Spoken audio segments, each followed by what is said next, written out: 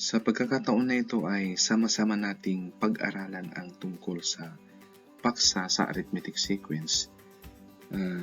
Ito ay tinatawag na sum of the terms of an arithmetic sequence. Ito ay pangalawang bahagi na pagtalakay sa arithmetic sequence. May isang video ako na ginawa at doon ay tinalakay yung tungkol sa arithmetic sequence din, tungkol sa end term at saka yung arithmetic means. Ngayon, sa video ito, tatalakayin natin ang sum of the terms of an arithmetic sequence.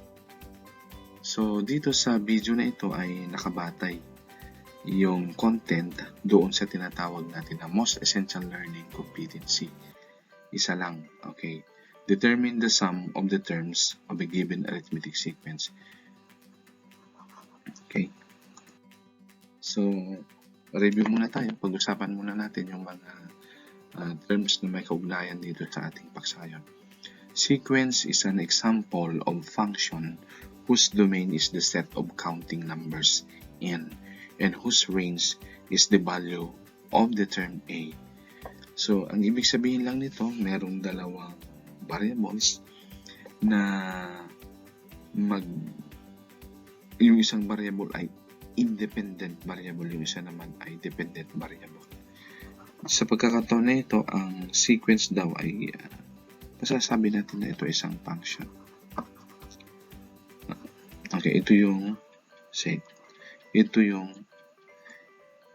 a function of n. Ibig sabihin, yung value ng a nagdedepende doon sa value ng n. So, pwede natin isulat gamit ng functional notation. Okay, sa pag-aral ng sequence, ang a function of n, madalas yan ay hindi ginagamit, kundi ito ang ginagamit, a sub n. So, arithmetic sequence is a sequence where the difference between two consecutive terms is constant. Yun yung katangian ng arithmetic sequence. The difference between two consecutive terms is constant. This difference is termed common difference and is represented by variable d. Okay. Ito naman yung formula ng n term. Okay. Sa table na ito, mapapansin natin na ang common difference ng two consecutive terms, halimbawa ang difference ng 5 and 3 ay 2. Consecutive kasi yung 3 at saka 5. Yung 7 and 5, consecutive numbers dito sa arithmetic sequence natin. So, ang difference nila ay 2. Sa lahat ng pair of consecutive numbers sa arithmetic sequence, ang difference nila ay constant. Okay? Pag-usapan naman natin ngayon yung ating paksa. Ito yung sum of the terms of the given arithmetic sequence. Anong ibig sabihin nito? So, ito yung ating arithmetic sequence. Yan. Okay. So, ang arithmetic sequence natin ay binubuo ng 3. Sana. So, binubuo ng 3, 5, 7, 9, 11, 13. So, ang sum of terms, ang konsepto nito, pag samasamahin mo lang, okay, you're going to add 3 plus 5 plus 7 plus 9 plus 11 plus 13. Ganun lang yon. Na lang, kung ilang piraso lang naman yung terms mo, pwede mong gawin yun. You can do algebraic manipulation or algebraic addition. Pero kung ang arithmetic sequence mo ay naglalaman or it consists of many terms at malalaki yung mga numbers na yun, medyo mahirapan kang magmano-mano para matukoy mo kung ilan yung suma total ng terms na yun. Okay? So, dito sa ating tatalakayin ngayon, pag-usapan natin, paano ba yung pagkuha ng sum of terms gamit ng formula. Okay. Urahin ko muna yan. So, una, ang gagamitin natin na formula, since arithmetic sequence tayo, ang gagamitin natin na formula is yung formula ng a sub n para sa arithmetic sequence. Ito yung formula ng a sub n. Okay. Gagamitin natin yan to express all the terms in the given arithmetic sequence. Halimbawa, ito yung first term. Kasi yung n ay equal to 1. So, the first term, ang value ng term natin ay 3. So, the working equation to solve that is first term equals first term plus 0 times d. So, 0 times d, 0 din to. 0 to. Baliwala yan. So, first term pa rin. Punta tayo ng second term. Second term, ang value niya is 5. Siya yun.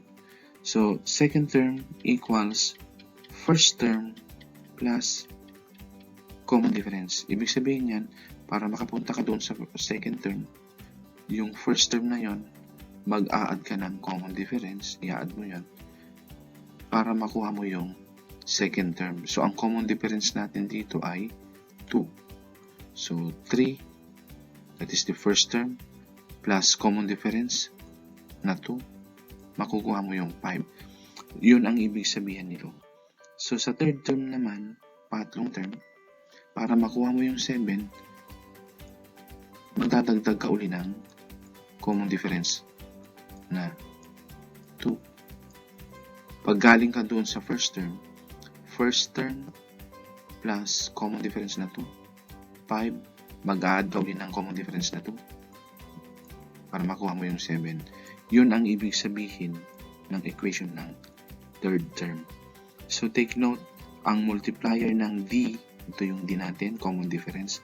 Ang multiplier ng d is always less than n. Ang n kasi natin ay 3. Gaano siya kaliit? Mas maliit siya ng isa. So, ibig sabihin, kung ang n mo dito ay 3, bawasan mo ng isa, magiging 2. Yun yung magiging multiplier ng common difference mo. And then, after getting the product, add the resulting product to the value of the first term. Okay? And then, term 4, term 5, term 6. Pag kukunin mo naman yung 6th term, multiply the common difference by 5, and then the product will be added to the first term to get 13. Okay? So, yun ang ibig sabihin ng formula. Okay, try na muna natin yung mga okay. Ayaw nang mababa. So, dito sa so meron tayong formula dyan. So, S6, ang ibig sabihin yan, sum of the 6 terms. Pag pinag-add mo lahat yung mga terms na yan, okay? So, sum of the 6 terms. I-assign natin dyan sa variable na yan. Okay? Sum of the 6 terms. So, ano ibig sabihin yan? Yung terms at the left side of the equations, pinagsama ko lahat yan. So, in-add ko lahat yan. Sum of terms nga eh. Okay? So, the resulting algebraic equation is first term plus second term plus third term plus fourth term plus fifth term plus sixth term assigned to variable S sub 6 or sum of 6 terms. Sum of the 6 terms. Ngayon, pag in-add ko yung mga terms na yan, i-add ko rin yung mga equivalent na terms at the right side of all the equations. So what happened? I-add ko din yan. Pares lang yan. So, na is 6. So, bakit merong 6 A1 dito? If you notice, merong 6 dito na A sub 1 or 6 na first term. So, 6 yan. Pag inad ko yan, that is equal to 6 times the first term. 6 yan eh. Saan naman galing yung expression na yan? If you notice, merong mga terms din yan. And they are all similar terms. Ibig sabihin, pare-pares sila ng literal coefficient. Yung literal coefficient nila pare-pares na meron silang D or common difference. Since similar terms silang lahat, I am free to add their numerical numerical coefficients. So, 0 plus 1 plus 2 plus 3 plus 4 plus 5 factored out yung D. Ito yung expression na yan. Okay. And take note, this S6 is also equal to this S6. Magkaiba lang sila ng terms at the right side of its equation. So let us assign, let us assign this equation as equation 1. Okay. Now, let us analyze these working formulas. We can also express the terms of our arithmetic sequence from first term to sixth term using the sixth term as our basis. Anong ibig sabihin yan? Pag galing naman tayo dito sa sixth term, para makuha ko yung value ng fifth term, kailangan itong sixth term na yan, okay? Wait. Yung sixth term na yan, magbabawas ako ng common difference na. Magmamayos ako ng common difference na 2. Okay. Pag ganun. So, 13 minus 2 equals 11. Okay. From 11, pag gusto kong kunin yung fourth term, magsusubtract din ako dito ng D or ng 2. So, 11 minus 2, that is the common difference. 11 minus 2 is equal to 9. So, yun ang ibig sabihin ng mga formula na ito. So, para makuha ko yung fifth term, yung sixth term, magbabawas ako ng isang common difference. Since ang sixth term natin ay 13 minus at saka yung common difference natin ay 2. So, 13 minus 2 gives the difference of 11. So, ganun ang ibig sabihin yan. Now, if I'm going to add, okay, if I'm going to add these variables, ito yung magiging equation. So, S6 equals first term hanggang sixth term. Now, since in-add ko yung mga terms na yan, i-add ko rin yung mga terms sa bawat equation. Okay? So, dito, pag in-add ko ito, mapapansin natin na dito merong 6 na sixth term. These 6 terms, ito yun, doon sa equation to. 6 times 6 terms. Mapapansin din natin dito na merong similar terms. 0D, 1D, 2D, 3D. So, similar terms sila. And then, you are free. You are free to add the numerical coefficients. So, 0 plus 1 plus 2 plus 3 plus 4 plus 5. Ito yun. Doon sa equation 2. Naka-factored out na yung D. Okay? So, This would serve as our equation 2. Now, if I'm going to add equation 1 and equation 2, i-add natin. Equation 1, sana equation 1 yun. So, if I'm going to add equation 1 and this one, equation 1 and equation 2, i-add ko yan. So, what happened is, dito sa left side na equation, ay magkakaroon ng 2s6. Okay, ito yun. S6 plus x6 equals 2s6. Dito naman, 6 times a1 plus 6 times a6. Ito yun. This part, okay, this part, this expression, or this term, itong dalawang ito, magkakancel na yan since they have signs that are opposite with each other. Okay, so ang magiging equation ngayon ng ating S6, which is also the sum of the 6 terms, ay by dividing both sides of the equation by 2, i-divide natin dito ng 2, magdi-divide din tayo dito ng 2, and then ipa-factor out natin yung 6.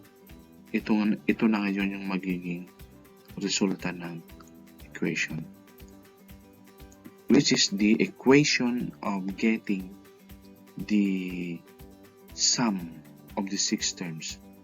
Baka tanong ninyo, ba't gagamit pa tayo ng formula? Ilang piraso lang naman yung i-add natin. So, you can use this equation 3, kapag kayong mga terms na involved dyan ay masyadong marami at malalaki pa. Komplikado yung terms. So, you can use this equation to solve for the sum of terms. So, ano lang ang kailangan mo dito? Kailangan mo lang yung value ng first term at saka yung value ng sixth term o kaya yung last term. Pagsamahin mo yan. And then, multiply to the number of terms. Meron yung arithmetic sequence.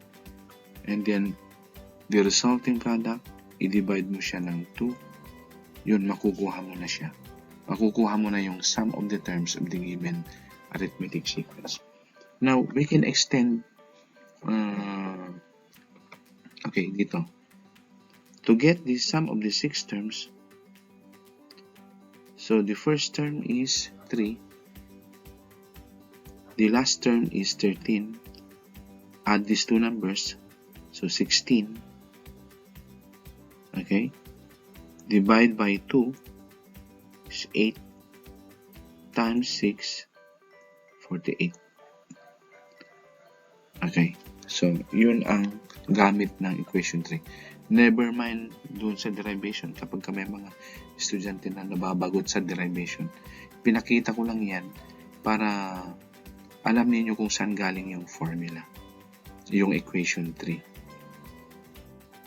Okay, we can extend the concept of the sum of terms if the last term in the arithmetic sequence is an.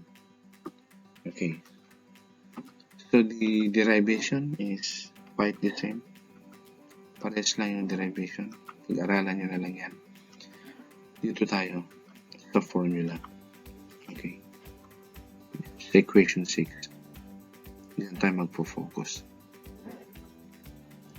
So to get the sum of the terms of the given arithmetic sequence, add the first term and the last term.